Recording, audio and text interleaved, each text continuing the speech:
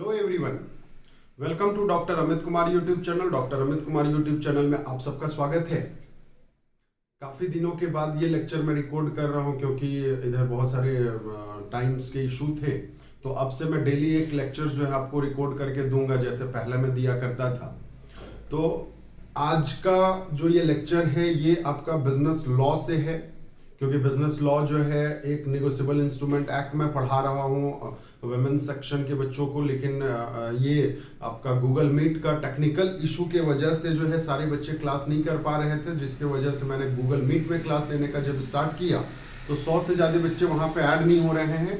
तो ये एक मेरा प्रयास है ताकि आप सभी बच्चे जो है यूट्यूब के माध्यम से पढ़ सके। तो चलिए स्टार्ट करते हैं हम लोग एक नया चैप्टर। ऐसे तो मैंने इसको स्टार्ट किया था बट मैं एकदम नए तरीके से स्टार्ट करता हूं। चैप्टर का नाम है negotiable instrument act. The negotiable instrument act, वो एक्ट उधर ही लिखाएगा बट जगह नहीं है, 1881। ठीक है, negotiable instrument act 1881। Negotiable instrument act 1881 क्या है ये तो मैं बाद में डिस्कस करूंगा। इसमें फीचर्स क्या है, इसमें कौन कौन से पार्ट आते हैं, ये मैं बाद में डिस्कस करूंगा। पहले मैं कुछ एग्जाम्पल के तहत जो है मैं इसके बारे में समझा रहा हूं कि ये एक्ट की आवश्यकता क्यों पड़ी, ये एक्ट का नीड क्यों पड़ा, मतलब ये एक्ट लाने का कि बिहाइंड का रीजन जो है वो रीजन क्या है। तो एक बात बता दीजिए, सहजता के लिए मैं एक बात बता रहा हूं, ध्यान से सुनना। एक एग्जाम्पल, ये एक बंदा, नाम है इसका श्यामलाल। नाम कौन है बताना? श्यामलाल। और दूसरा एक पर्सन और है जिसका नाम है रामलाल। दो अलग अलग पर्सन थे, एक तो आपका श्यामलाल था, दूसरा पर्सन कौन था बताना? रामलाल था। तो दो अलग अलग पर्सन थे, दोनों ने आपस में, एक ये मान लेता हूं सहजता के लिए ये वेंडर है,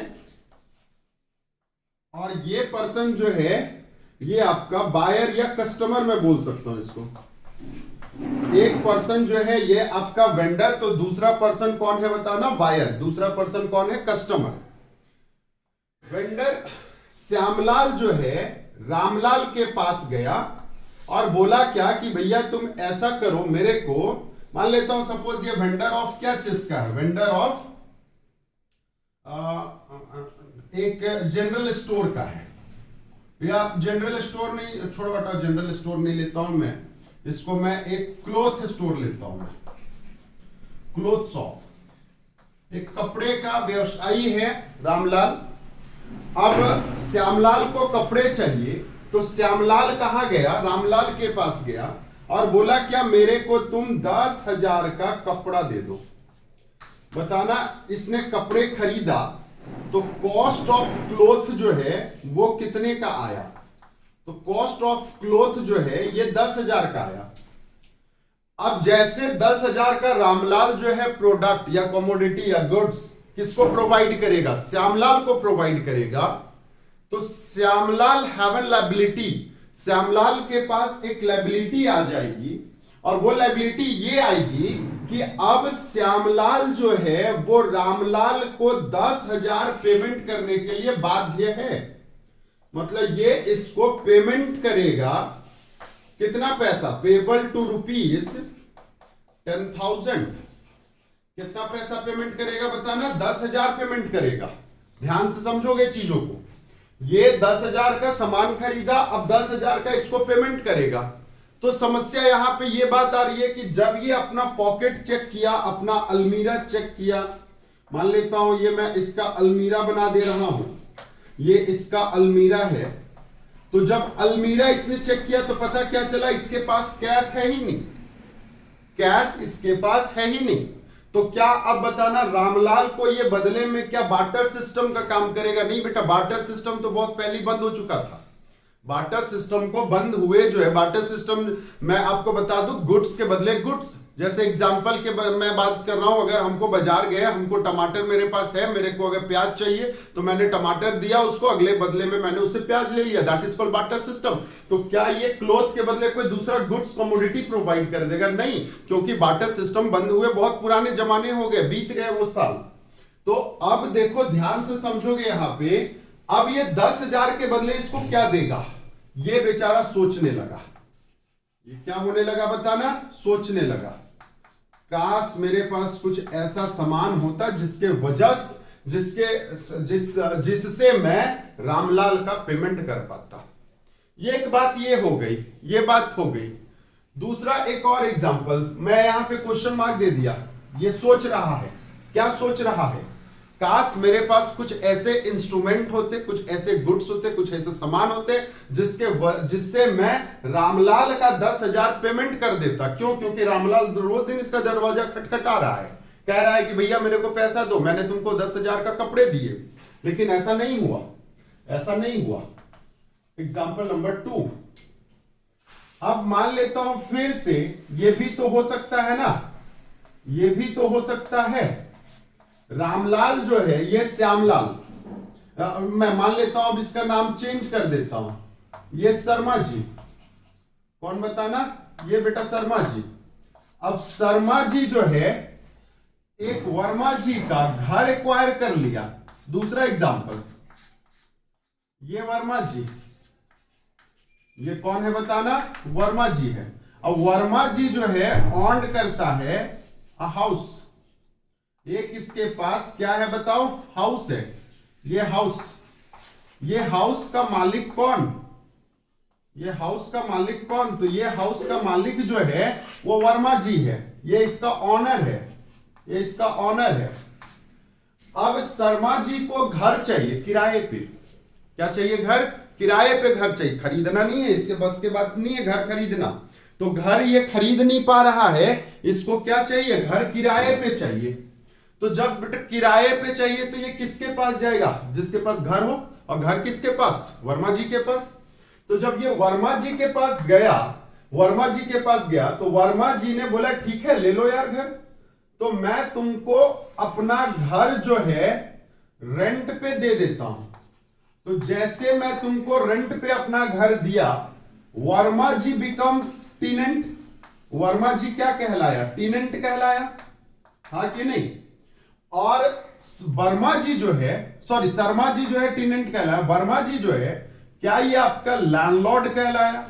मालिक कहलाया, लैंडलॉर्ड। लैंडलॉर्ड बोलते बेटा हम लोग इसको। तो ये क्या कहलाया बताना? लैंडलॉर्ड कहलाया। और ये क्या कहलाएगा? टीनेंट कहलाया। तो अब ये रेंट का जो है at the rate of rupees, ये बड़ा घर है, आलीशान मकान, बहुत सुंदर घर, 20,000 रुपया पर मंथ देने। कितने पैसे देने बताना? 20,000। बोला कि जाओ तुम बंगलो ले लो, पूरा का पूरा घर ले लो तुम, और बदले में मेरे को हर महीना कितना पैसा देना? 20,000 रुपया देना। हर महीना कितना पैसा देना? 20,000 रुपया देना। अब फिर से जैसे ये मंथ के एंड में आया, end of the month, end of the month, अब मेरे को एक बात बताओ, शर्मा जी जो है, वर्मा जी जो है, शर्मा जी के डोर पे आ जाएगा और नॉक करेगा, टक टक टक। क्या नॉक करेगा? बोलेगा भैया महीना खत्म, पैसा दो मेरे को 20,000, क्योंकि एक महीने का मैंने तुमसे बात करा था, कितना? 20,000 रुपया देने का। बताना क्या शर्मा जी ने पैसा इसको अब तक दिया है? नहीं दिया है। फिर से बेटा ये शर्मा जी जो है अपना कहां जाएगा? अलमीरा। ये अलमीरा तो खजाना होता है ना, तो फिर से ये कहां जाएगा बताना? अलमीरा के पास जाएगा। अलमीरा को बोलेगा भैया दे दो पैसा मेरे को। अब पता चल रहा है कि अलमीरा को इसने कभी पैसा ही नहीं दिया, मतलब अलमीरा में कभी पैसा रखा ही नहीं था कैश। तो शर्मा जी के पास अगेन फिर से नो कैश। कैश है नहीं। पहला एग्जाम्पल जो मैंने दिया था वो कमोडिटीज परचेस करने का दिया था। दूसरा एग्जाम्पल जो दिया मैंने वो घर हायर करने के लिए दिया। दोनों में जरूरत क्या है, हम अपना ऑब्लिगेशन डिस्चार्ज करने के लिए, हम अपना लायबिलिटीज को खत्म करने के लिए हमको एक में 10,000 चाहिए, दूसरे में 20,000 चाहिए, but we have no cash. लेकिन क्या हमारे पास कोई कैश है? नहीं, हमारे पास किसी भी तरह का कोई कैश नहीं है। तो जब कोई कैश नहीं है तो शर्मा जी फिर से सोचने लगा क्या, काश मेरे पास भी कोई ऐसा इंस्ट्रूमेंट होता जिससे मैं वर्मा जी का पेमेंट कर पाता। लेकिन क्या ऐसा इंस्ट्रूमेंट है? नहीं है, ऐसा इंस्ट्रूमेंट है नहीं है। तो अब बताओ, इसके पास भी नहीं, इसके पास भी नहीं। क्या मैं और एक एग्जांपल दे दूं या समझ में आ गया? हमें लगता है आपको समझ में आ गया होगा, क्योंकि ऐसे बहुत सारे एग्जांपल मेरे मन में रहते हैं। तो चलो, हमको लगता है इतना में समझ में आ गया। तो अब ये सारी घटनाएं जो थी, ये सारी घटनाएं, ये मैं बता दूं आपको 1980 से पहले का घटना था। ये आपका श्यामलाल रामलाल का घटना 1980 से पहले का। आपका शर्मा जी वर्मा जी का भी कहानी कब? 1980, मतलब बच्चे आप पैदा भी नहीं हुए थे उस टाइम, तब की घटना है। इवन मैं भी नहीं था मार्केट में, उसमें क्या है। तो अब मेरे को एक बात बताना, 1980 से पहले ऐसा हुआ करता था। अब इसी को देखते हुए हमारा इंडियन लॉ ने भारतीय कानून ने एक स्पेशल कॉन्ट्रैक्ट बना दिया। याद करिए, स्पेशल कॉन्ट्रैक्ट, एक स्पेशल कॉन्ट्रैक्ट बनाया। स्पेशल कॉन्ट्रैक्ट क्या बनाया और ये कब बनाया? तो स्पेशल कॉन्ट्रैक्ट बनाया इन 1881 में। कब बनाया बताना? 1881 में। और नाम दिया इसका दी नेगोशिएबल इंस्ट्रूमेंट एक्ट 1881। क्या नाम दिया बच्चा बताना? Negotiable instrument act 1881। 1881 इंडिकेट करता है आपका ईयर, एस्टेब्लिशमेंट ईयर। ये बना कब? 1881 को बना। यही सारे एग्जाम्पल को श्यामलाल का प्रॉब्लम सॉर्ट आउट करने के लिए, शर्मा जी का प्रॉब्लम सॉर्ट आउट करने, और ऐसे ना जाने कितने लोग थे जो ये प्रॉब्लम से फेस कर रहे थे। और यही प्रॉब्लम को सॉर्ट आउट करने के लिए एक एक्ट बना दिया इंडियन लॉ ने। और वो एक्ट का नाम क्या दिया? The negotiable instrument act 1881। और ये जो है, ये आपका इफेक्ट था, इफेक्ट फ्रॉम, कब से इफेक्ट था?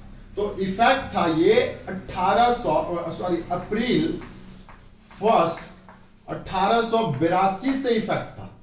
मतलब ये जो था, ये एक्ट आपका बना था कब? बना था ये आपका 1881, सॉरी ये अप्रैल बच्चा, ये मार्च 1 से एलिजिबल था। ये आपका केम इनटू फोर्स बोला जाता है। इफेक्ट को हम ये बोल सकते हैं सहजता के लिए, केम इनटू फोर्स। मतलब ये लागू कब से हुआ? From March day, first day बोला जाता है, फर्स्ट डे ऑफ मार्च 1882 से लागू हुआ। बना था कब? जरूरी नहीं है ना कि जब बना तभी आपका वो एप्लीकेबल हो गया। नहीं, ऐसा नहीं होता है। जिस दिन बनते हैं उसी दिन एप्लीकेबल नहीं होते हैं, उसके नेक्स्ट ईयर में एप्लीकेबल होते हैं। अब आपके दिमाग में चल रहा होगा सर फाइनेंशियल ईयर तो आपका अप्रैल 1 है, लेकिन आपने तो मार्च 1 लिख रखा। बेटा ऐसा है कि इसमें मेरा या आपका कोई हाथ नहीं है, इसमें इंडियन लॉ की बातें हैं। तो इंडियन लॉ में अगर ये बोल रखा है मार्च 1 से एप्लीकेबल है तो मार्च 1 से एप्लीकेबल होगा। अगर इंडियन लॉ में बोल देता सितंबर 1 से एप्लीकेबल है तो सितंबर 1 से एप्लीकेबल होता। इसमें हमारा और आपका कोई रोल नहीं होता है। और इसमें यह भी क्वेश्चन नहीं पूछ सकते हैं आप कि ऐसा क्यों हुआ। और जब ये एक्ट बनते गया तो देखो, कभी भी कोई भी एक्ट में ना कोई त्रुटियां आती रहती है, कोई ना कोई गलतियां आती रहती है। तो जब ये एक्ट बनाया गया तो इस एक्ट में बहुत सारे लूफॉल्स मिले, और वो लूफॉल्स को दूर करने के लिए इस एक्ट को दोबारा अमेंडमेंट किया गया। और अमेंडमेंट जो किया गया वो 1988 को किया गया। कब अमेंडमेंट किया गया बताना? 1988 को किया गया, 1988 को किया गया। तो ये तो अमेंडमेंट थे, ये तो अमेंडमेंट थे, ठीक है ना। अच्छा, इस एक्ट में बोला क्या गया ये समझ लो। इस एक्ट में अभी तक तो मैंने ये नाम दिया कि शर्मा जी जो है का जो प्रॉब्लम था 20,000 पेमेंट करने का, या फिर श्यामलाल का जो 10,000 का पेमेंट करने का प्रॉब्लम था, ये प्रॉब्लम को सॉर्ट आउट करने का एक तरकीब निकाला गया नेगोशिएबल इंस्ट्रूमेंट एक्ट। तो नेगोशिएबल इंस्ट्रूमेंट एक्ट में क्या क्या बातें हुई ये देख लो। इस एक्ट में 3 चीज को इंक्लूड किया गया, 3-4 चीज, ऐसे तो है बहुत सारे चीज लेकिन मैं इसमें फोकस करूंगा। पहला चीज bills of exchange. Bills of exchange क्या लाया गया बताना? बिल्स ऑफ एक्सचेंज लाया गया कि भैया ठीक है तेरे पास कैश नहीं है कोई बात नहीं, कैश नहीं है कोई बात नहीं, तुम कैश के बदले अब क्या दे दो? बिल्स ऑफ एक्सचेंज दे दो। क्या दे दो बताना? Bills of exchange. अच्छा, क्या होता है bills of exchange? I will discuss later, मैं बताऊंगा आपको। इसके अलावा सर बिल्स ऑफ एक्सचेंज भी नहीं है मेरे पास, तो हम क्या देंगे? हम देंगे promissory note. Promissory note. Sir क्या ये नोट रुपया जैसा नोट होता है? नहीं बच्चा, ये रुपया जैसा नोट नहीं होता है, लेकिन हाँ कुछ उसी के जैसा होता है, ठीक है। वो नोट नहीं होता है लेकिन उसी के जैसा होता है, प्रोमिसरी नोट। तीसरा है चेक, जो आप चेक साइन करते हैं। आप अगर आपके बैंक में आपके अकाउंट है, आप अपने घर में आप अपने पेरेंट्स को देखे होंगे चेक साइन करते हुए, वो चेक भी आपका नेगोशिएबल इंस्ट्रूमेंट एक्ट के अंदर आता है। अब आपको शर्मा जी और वर्मा जी का कहानी में मैं लाऊंगा कि क्या पेमेंट होगा, या तो फिर आपका एक रीजनल ट्रेडिशनल चीज होता था जो पुराने जमाने में होता था, that is called hundis. Hundis हुआ करते थे पहले, एक्सेट्रा एक्सेट्रा। ये सारे चीज जो है ये नेगोशिएबल इंस्ट्रूमेंट में लाए गए। ये सारे के सारे चीज कहां पे लाए गए बच्चा? ये सारे के सारे चीज नेगोशिएबल इंस्ट्रूमेंट में लाए गए। इधर बिल्स ऑफ एक्सचेंज की बातें करो, प्रोमिसरी नोट की बातें करो, चेक की बातें करो। देखो बिल्स ऑफ एक्सचेंज चलो आपने नहीं देखा होगा, प्रोमिसरी नोट भी आपने नहीं देखा होगा, लेकिन चेक तो बच्चा सबों ने देख रखा है, नहीं देख रखा है बता दो? तो वो नालायक ही होंगे जिन्होंने नहीं देखा होगा। चेक सबों ने देखा होगा, ठीक है, आते जाते आपका मीडिया में, इलेक्ट्रॉनिक में, कोई बात नहीं। जिसके पास बैंक अकाउंट नहीं है वो कहीं दूसरे के यहां चेक देखा होगा, लेकिन देखा जरूर होगा क्योंकि ये सबसे ज्यादा यूजेबल ये इंस्ट्रूमेंट है। हुंडीज भी किसी ने चलो नहीं देखा होगा। तो अब मेरे को एक बात बता दो, क्या आप जिस घर में किराए के मकान में रहते थे आपके पास कैश नहीं था, तो आप देखे कि भैया मेरे पास चेक है कि नहीं है, ये देख लो। तो अगर आपके पास चेक है तो आप कैश के जगह तुरंत ये चेक बुक निकाला, साइन किया, 20,000 डाला और किसको थमा दिया? लो वर्मा जी, लो जाओ रख लो, मैंने तेरा ऑब्लिगेशन क्लियर करा दिया।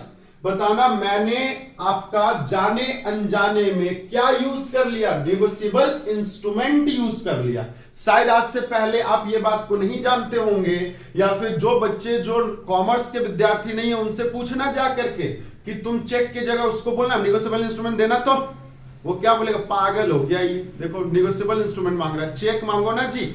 लेकिन चेक है किसका पार्ट? नेगोशिएबल इंस्ट्रूमेंट एक्ट का। क्योंकि हम लोग कॉमर्स के स्टूडेंट हैं इसलिए जानते हैं कि cheque are the part of negotiable instrument. Cheque जो है वो क्या चीज का पार्ट है? नेगोशिएबल इंस्ट्रूमेंट का ही पार्ट है चेक। आई बात समझ में? तो अब मैं बता दूं, तो फिर नेगोशिएबल इंस्ट्रूमेंट सर है क्या चीज, होता क्या है? देखो डेफिनेशन आप अपने किताबों में पढ़ोगे तो डेफिनेशंस तो आपको रटने ही पड़ते हैं। क्या मैंने कहीं पे डेफिनेशन लिखाया? नहीं, अभी तक मैंने तो डेफिनेशन लिखाया ही नहीं है। मैंने अब तक डेफिनेशन आपके साथ डिस्कस नहीं करा है डेफिनेशन डिस्कस। तो मैं अब जो है इसी में बिना डेफिनेशन के साथ, अगर मैं डेफिनेशन की बात करूं तो यहां पे एक डेफिनेशन दे रखा है नेगोशिएबल इंस्ट्रूमेंट एक्ट का। नेगोशिएबल इंस्ट्रूमेंट एक्ट का डेफिनेशन दे रखा है, और डेफिनेशन में क्या है समझ लो। one of the property which is acquired by anyone who takes its bona fide and for value notwithstanding any defect of title in the person from whom he took it। वही सारे चीज जो मैंने आपको बताया था वो सारे के सारे चीज इसमें आ गए। चलिए मैं डेफिनेशन लिख करके समझा दूं आपको तो थोड़ा सा अच्छा रहेगा। और एक चीज मैं बता दूं, जो बच्चे क्लास कर रहे हैं उनको बड़ा अच्छा लगेगा। और एक मैं नोटिस थोड़ा सा दे देता हूं आप लोग को, ये इसमें ये कोई ऑफिशियल नोटिस नहीं है, it is not an official notice, ये मेरे तरफ से समाज सेवा। जिनको अगर क्लासेस, जिनको अभी तक अकाउंट की क्लासेस या लॉ की क्लासेस नहीं कंप्लीट हुई है वो मेरे से पर्सनली कांटेक्ट करेंगे। तो मैं मेरी जहां पे ट्यूशन चलती है वहां पे मैं वो लोगों क्योंकि मैं अकाउंट तुम लोगों का नहीं लेता हूं बच्चा, तो जो गर्ल सेक्शन है मैं उसका अकाउंट्स नहीं लेता हूं, मैं उसका बाकी पेपर्स नहीं लेता हूं। तो आप आइए, ठीक है, क्लास करिए, आपको जो देने की इच्छा है दीजिए, नहीं देने की इच्छा मत दीजिए। ऐसे बोला जाता है बिना दक्षिणा का ज्ञान कहाँ, लेकिन फिर भी अगर आपको देने का इच्छा है तो दीजिए, नहीं देने का इच्छा है मत दीजिए, लेकिन आके क्लास कर लीजिए ताकि एग्जामिनेशन जो है आपका नजदीक है। आपका एक मैं ऐसा सोच रहा हूं कि जो आपका ब्रसअप क्लास होता है जिसको क्रैश कोर्स बोलते हैं, इस टाइप से मैं क्लासेस चलाने का, ठीक है। तो आपको मान लेते हैं 100 रुपया देना है, 200 रुपया देना है, 400 रुपया देना है, 500 रुपया देना है, जो देना है आप अपने इच्छा से दीजिए, कोई उसमें कोई फोर्सफुली नहीं है, ठीक है। लेकिन हाँ, अगर आपको क्लास करने की इच्छाएं हैं, ठीक है, तो आप मेरे से पर्सनली कांटेक्ट कर लीजिएगा, मैं आपको एड्रेस सारे बता दूंगा, ठीक है, कहां पे आने हैं, कब आने हैं, कितने बजे आने हैं, वो मैं डिस्कस कर दूंगा। ओके चलिए, तो यहाँ पे मैं अकाउंट की बातें कर रहा हूं, बाकी पेपर्स की बातें कर रहा हूं, ठीक है। तो बेसिकली मैं अकाउंट्स की बातें कर रहा हूं क्योंकि वो आपका प्रैक्टिकल पेपर है, और जब हम लोग सेमेस्टर 2 में जाएंगे तो वहां पे हम लोग स्टैटिस्टिक्स और बाकी जो कॉर्पोरेट लॉ है वो सब पढ़ेंगे, ठीक है ना, तो उसी ट्यूशन में कंटिन्यू हो जाएगा। चलिए फिलहाल अब ऐसा है यहां पे बिल्स ऑफ एक्सचेंज का एक थोड़ा सा मैं डेफिनेशंस लिख देता हूं, वो मैं किताब से देख करके लिखूंगा ताकि गलती ना हो जाए कहीं पे। डेफिनेशन में लिखता है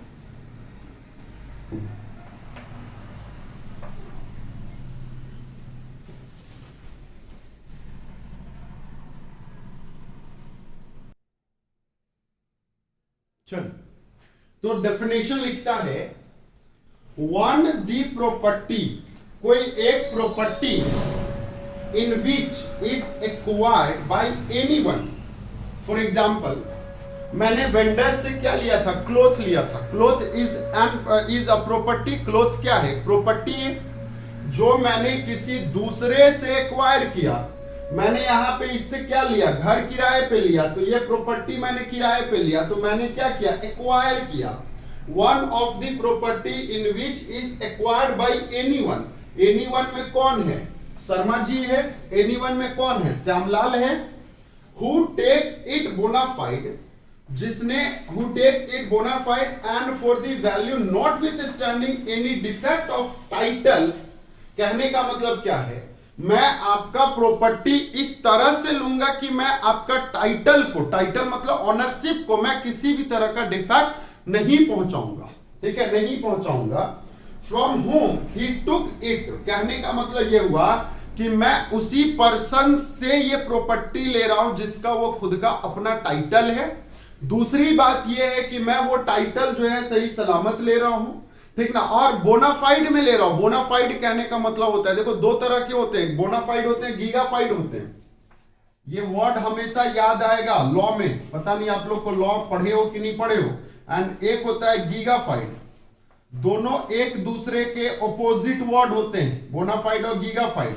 ये आज पढ़ लो बच्चा लोग, बोनाफाइड और गीगाफाइड। बोनाफाइड होता है by mutual consent, by mutual consent मतलब आपस के सहमति से, आपस के सहमति से अगर मैंने कोई सामान किसी से खरीदा तो वहां पे वर्ड यूज करते हैं बोनाफाइड। और जैसे जोर जबरदस्ती या बंदूक के नोक पे अगर मैं कोई सामान खरीद रहा हूं तो वैसे जगह यूज करते हैं गीगाफाइड। मतलब बाई फोर्सफुल्ली अगर मैं कोई सामान को परचेस कर रहा हूं तो वो कहलाएगा गीगाफाइड, और अगर मैं बाय म्यूचुअल कंसेंट खरीद रहा हूं तो वर्ड क्या कहलाएगा, बोनाफाइड। तो अब मेरे को एक बात बताना, शर्मा जी और वर्मा जी के साथ में दोनों का म्यूचुअल कंसेंट था कि नहीं था। और ऐसे भी मैंने आपको लॉ में पढ़ा रखा है कि एक वैलिड लॉ जो है तभी माना जाता है जब म्यूचुअल कंसेंट हो, अगर म्यूचुअल कंसेंट नहीं होती है तो वैलिड लॉ नहीं माना जाएगा। उसी तरह श्यामलाल और रामलाल का भी अपना एक म्यूचुअल कंसेंट था कि नहीं था, बताओ। चलो ये था ना म्यूचुअल कंसेंट, यहां पे भी, तो यहां पे भी आपके म्यूचुअल कंसेंट थे और यहां पे भी म्यूचुअल कंसेंट थे, दोनों जगह आपके म्यूचुअल कंसेंट थे। इसमें कोई कहीं पे किंतु परंतु वाली बात नहीं आती है, नहीं आती है। तो चलिए फिलहाल तो मैंने यहां पे आपको बता दिया कि अगर आप कोई एक प्रॉपर्टी दूसरे के से खरीदते हो और वो म्यूचुअल कंसेंट से खरीदते हो, बदले में उसको आप कुछ देते हो, तो भैया देते क्या हो, आइदर आप बिल्स ऑफ एक्सचेंज देते हो, आइदर प्रोमिसरी नोट देते हो, आइदर चेक देते हो, या फिर आप हुंडीज देते हो। क्या देते हो, हुंडीज देते हो। इसी में लिखा हुआ है टू ऑर्डर और bearer. What do mean by two order और बियरर? ऑर्डर कहने का मतलब बिना हम किसी के, जैसे अगर आपका वर्मा जी ने बोला नहीं मैं चेक नहीं लूंगा, मैं बिल्स ऑफ एक्सचेंज लूंगा, तो बताना क्या आपने बिल्स ऑफ एक्सचेंज इसको चेक देना, नहीं, आपने इसको क्या देना, बिल्स ऑफ एक्सचेंज देना। उसी तरह अगर ये बोला कि नहीं तुम मेरे को बियरर चेक दो, बियरर चेक क्या होता है वो भी मैं डिस्कस करूंगा, बिल्स ऑफ एक्सचेंज क्या होता है वो भी मैं डिस्कस करूंगा। लेकिन फिलहाल मैं निगोशिएबल इंस्ट्रूमेंट एक्ट, जो ये चारों का कॉमन चीज है, that is called feature of negotiable instrument act, वो फीचर आपका बिल्स ऑफ एक्सचेंज में भी पाए जाएंगे, वो फीचर्स आपके प्रोमिसरी नोट में भी पाए जाएंगे, वो फीचर्स आपके चेक में भी पाए जाएंगे। तो अगर क्वेश्चन में पूछता है features of, explain the features of promissory note and bills of exchange, तो भैया कुछ ऐसे भी फीचर्स होते हैं जो दोनों में कॉमन होते हैं, तो वो चीज तो आप दोनों में एक ही चीज को लिख देना, कोई बहुत बड़ी बात नहीं है। तो चलिए फिलहाल मैं इसको मिटा रहा हूं और आपके साथ डिस्कस कर रहा हूं आगे नेक्स्ट, है ना। बड़ा मजा आ रहा होगा लॉ पढ़ के, लॉ पढ़ के बड़ा अच्छा लग रहा होगा हमें, जहां तक लगता है। ये किसी ने नालायक ने बोर्ड में पानी डाल दिया है।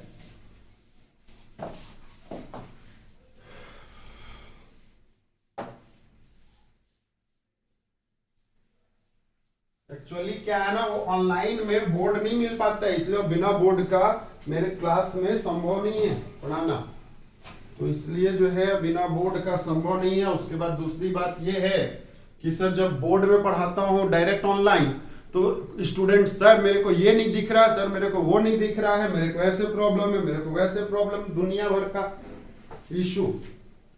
तो अब आ जाते हैं वन बाय वन करके। मैं पहले ऐसा करता हूं, लिख ही देता हूं direct, feature of negotiable instrument. चलो वहां नहीं लिखता हूं, वहां थोड़ा सा साइन कर रहा है, मैं यहां लिखता हूं features of negotiable instrument. Negotiable instrument, ये निगोशिएबल इंस्ट्रूमेंट मैं फिर से आपको बता दूं फीचर्स क्या चीज का, तो भैया ये पूरे के पूरे कॉमन फीचर्स हैं, सभी के फीचर्स हैं। तो मैं इसको थोड़ा सा रोक रहा हूं, मैं आगे बता रहा हूं। चलिए, तो यहां पे फीचर्स ऑफ इंस्ट्रूमेंट में मैंने आपको बताया, पहला तो फ्रीली ट्रांसफरेबल। जो नेगोशिएबल इंस्ट्रूमेंट होते हैं वो फ्रीली ट्रांसफरेबल होते हैं। फ्रीली ट्रांसफरेबल कहने का मतलब क्या, श्यामलाल से रामलाल के पास बात करो या आपका शर्मा जी से वर्मा जी के पास बात करो, वो इजी टू ट्रांसफर है। मतलब एक पर्सन से दूसरे पर्सन के पास, जैसे चेक ही, दिमाग में चेक को बैठा लो, बताना क्या चेक हम इजी वे में किसी को भी ट्रांसफर कर सकते हैं, तो हाँ बेटा बिल्कुल कर सकते हैं। Title of holder free from all defects. All defect कहने का मतलब क्या होता है, वो चेक किसी का चुराया हुआ चेक नहीं हो, वो चेक किसी ऑथराइज्ड बैंक का हो, तब तो टाइटल आपके पास है। मान लेते हैं एक ऐसा चेक आपने डाला जो चेक आपका है ही नहीं, जो चेक जो ऑथराइज्ड बैंक के नहीं है, क्या वो चेक किसी को आप देंगे तो वो टाइटल आपने सही दिया? नहीं। आपने एक चीज पढ़ा होगा नेमो डैट क्वाड नॉन हैबिट सेल्स ऑफ गुड्स एक्ट में, मतलब no one can give a better title, ठीक है। वो पर्सन जो है वो पर्सन कभी बेटर टाइटल नहीं दे सकता है जिसके पास खुद बेटर टाइटल ना हो। तो जब तक कोई भी पर्सन बेटर टाइटल नहीं, मतलब अगर आपके पास बेटर टाइटल है तो आप बेटर टाइटल दे सकते हैं, नहीं है तो आप बेटर टाइटल नहीं दे सकते। चलिए तीसरी बात यह है रिकवरी। रिकवरी क्या होता है? जब हम कोई चेक देते हैं तो हमको उससे पैसा रिकवर होने का संभावना होगा, तभी वो चेक मान्य होगा।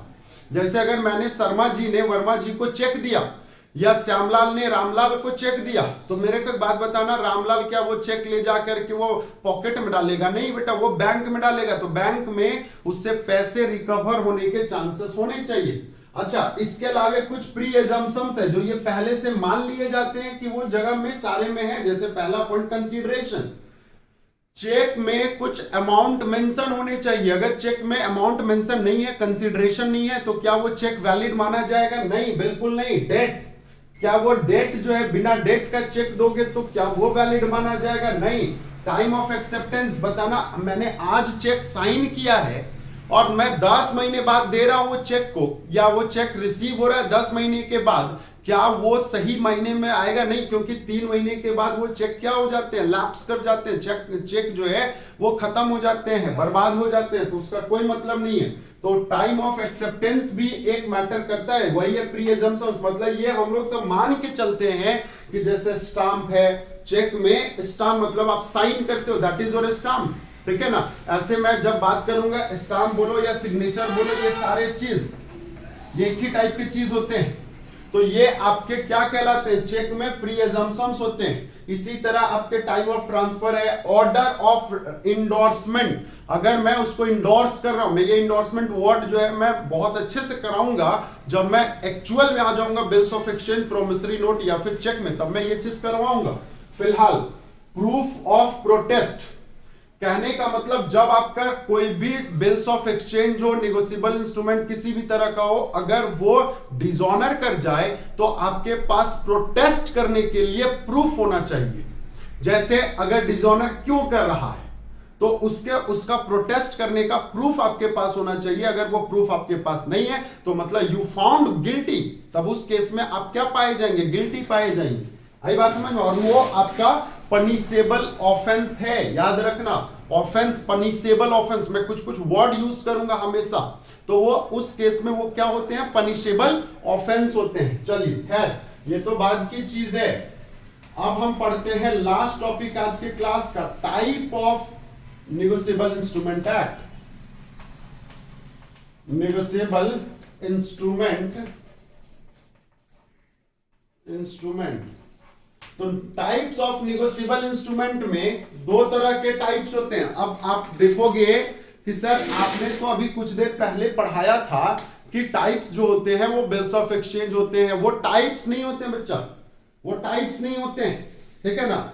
हम यहां पे टाइप्स अगर पढ़े, निगोशिएबल इंस्ट्रूमेंट का टाइप्स पढ़े, तो पहला निगोशिएबल बाय स्टैच्यू, एक तो है लॉ के द्वारा, निगोशिएबल बाय स्टैच्यू, लॉ के द्वारा, ठीक है। और दूसरा है निगोशिएबल बाय कस्टम और यूजेस, निगोशिएबल बाय कस्टम और यूजेस। हम यूजेस के, ये बेसिकली इंग्लैंड में कहानी था इसका, ये इंग्लैंड का था कहानी, ठीक है। ये मैं नेक्स्ट क्लास कराऊंगा, डोंट वरी।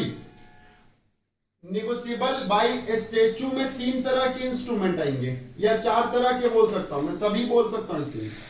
पहला तो बिल्स ऑफ एक्सचेंज, दूसरा प्रोमिसरी नोट, नेक्स्ट आपका चेक, हुंडीज, ये सारे आपके क्या चीज में आ जाते हैं? ये आ जाते हैं आपके नेगोशिएबल बाय STHU में आ जाते हैं। Is it clear? तो चलिए आज तक का सेवा यहीं तक, आज के लिए थैंक यू।